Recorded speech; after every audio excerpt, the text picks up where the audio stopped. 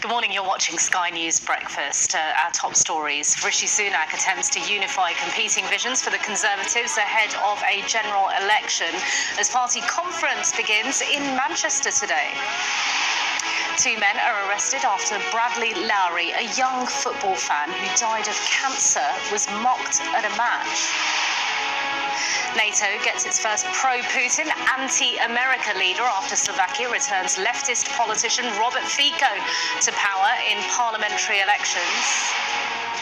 The United States government narrowly avoids shutdown after both Republicans and Democrats agreed to a short-term funding deal. Taking single-use plastics off the menu, a ban comes into force in England to cut down on waste.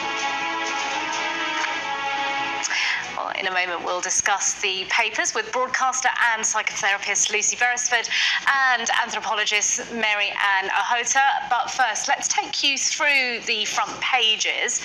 Well, the Sunday Express reports that among the measures to be unveiled at this week's Conservative Party conference will be a financial aid package of more than £1 billion aimed at reviving Britain's run-down high streets. The Sunday Times hears that the Business Secretary, Kemi Badenoch, wants Rishi Sunak to quit the European Convention on Human Rights. The Mail on Sunday quotes the Home Secretary criticising celebrities like Sir Elton John, who've expressed their views on the government's migration policies. According to The Observer, the Department for Education is keeping secret files concerning the social media activity of critics of its policies. The Sunday Telegraph reveals that Defence Secretary Grant Shapps is discussing the possibility of deploying British troops to Ukraine for the first time. The Sunday People carries tributes to teenage stabbing victim Ellie Ann Andam, focusing particularly on her love of dancing. The Sunday Mirror has a special report on Somalia's forgotten children, as 1.5 million of them are reported to be facing extreme hunger as the nation is gripped by its worst ever drought.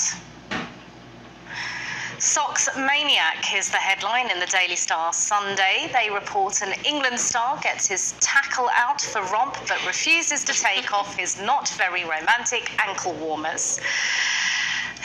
It's true. And The Sun leads with the news that Downton Abbey star Hugh Bonneville has split from his wife of 25 years.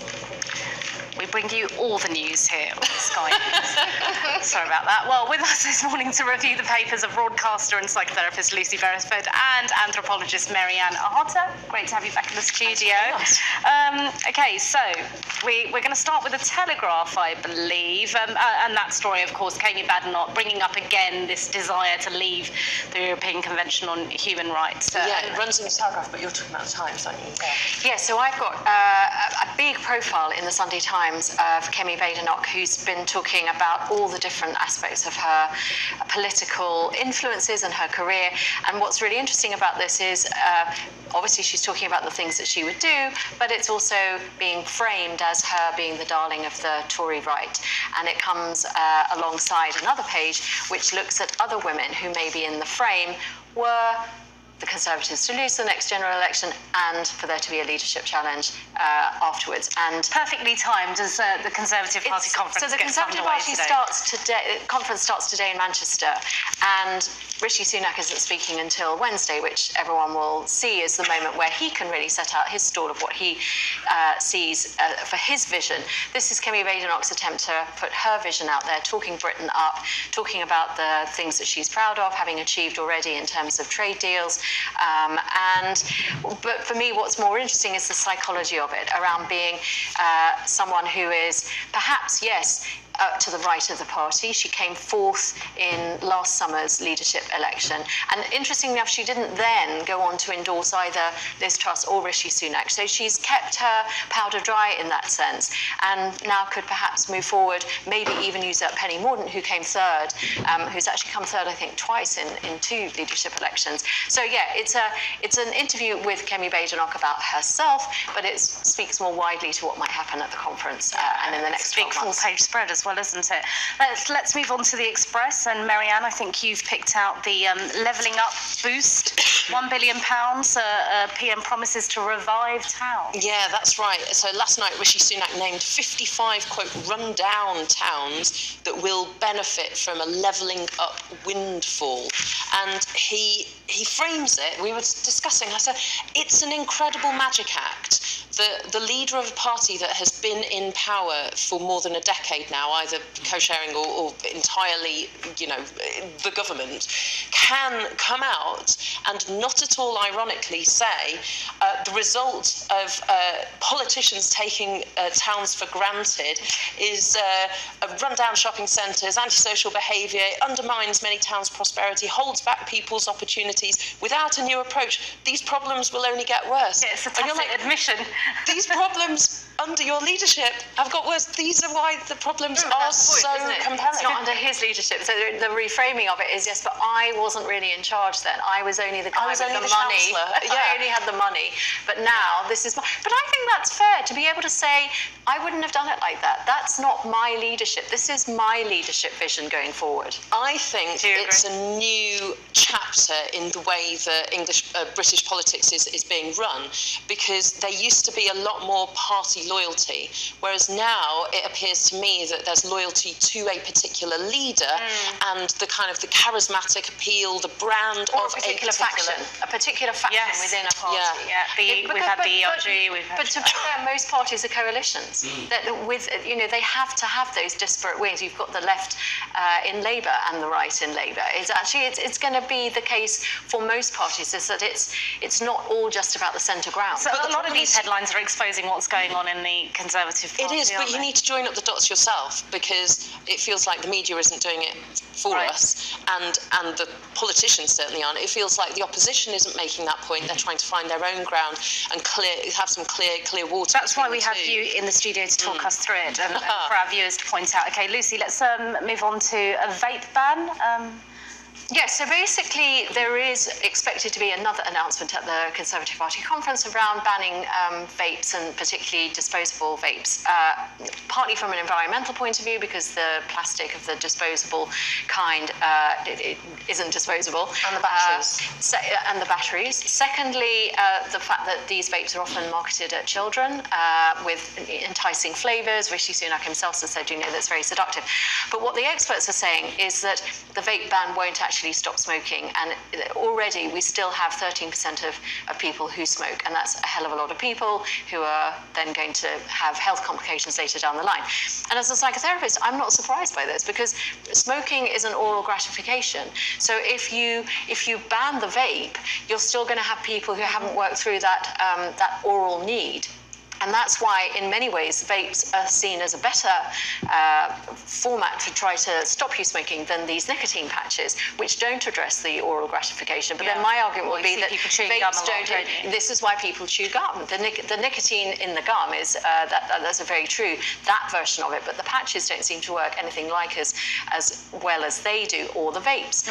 So what the experts are saying is, if you get rid of vapes, you're still not going to get rid of smoking, and that would be my contention too. Is that actually you're not really addressing the underlying compulsion behind the addiction. But isn't it the case that if you get rid of vapes, you get rid of the people who just come in at vaping? They never smoked, but they've just always vaped. Well, and all these youngsters trying out vaping. Then what do they? Because I think my worry is that there is still people who have an oral gratification and they meet it by smoking. But at the moment, what they've done is they've gone to vapes, thinking that vapes are much better and not so harmful. Whereas I think the jury is still out as to whether some of the products within the vape actually do cause a different type of.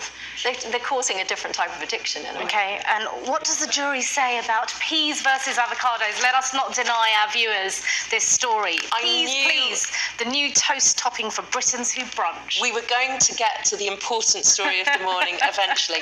Peas, please. So apparently, avocado on toast is very, very yesterday. Right. And everybody is hankering for peas on toast. Hashtag peas on toast if you're on TikTok. I'm not, but apparently that's the thing. Okay. Yeah. And peas are also, A, good for you, B, also good for the environment, because avocados are being shipped from South America, very water intensive in their production, lots of air miles, because you need your avocados to arrive perfect. So it comes on an aeroplane. Peas, we are 90% self-sufficient for peas in the UK. So you're supporting British farmers.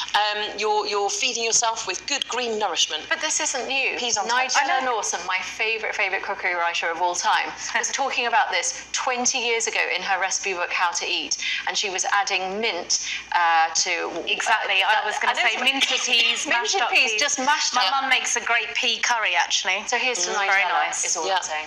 There's nothing new under the sun. I mean, that's...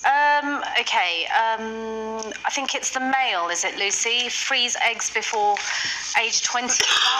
This is a fascinating story, actually. Yeah, so basically, there is a pharmaceutical company called Merck, and the boss of that has said that women should actually consider freezing their eggs before they get to the age of 25. Now, what a lot of people don't realise, including women, is that all of the eggs that you will ever have you're born with them. Yes. So basically, your eggs start aging as soon as you're born. So by the time you get to 25, they're 25 years old. By the time you're 40, they are perhaps, in medical terms, in sort of fertility terms, maybe compromised. So now that you can't normally get this on the NHS, but what some of the medical bosses are saying is actually maybe this is something that we ought to actually say to women, because a lot of women, if you're living to 120, you might say to yourself, well, actually, I want to give my career, for example, or you might not meet the right person. Whatever your sexual orientation, you might not meet the right person. And the quality of their sperm might actually not be very good either.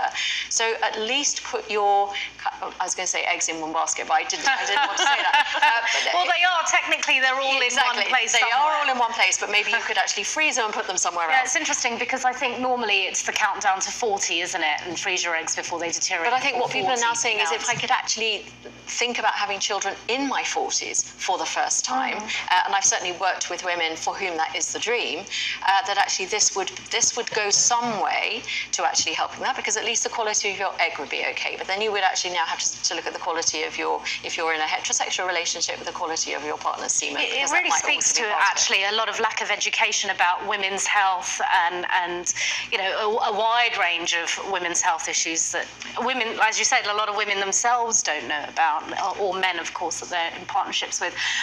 Final one, the Telegraph, Marianne. Owners of small dogs get short straw.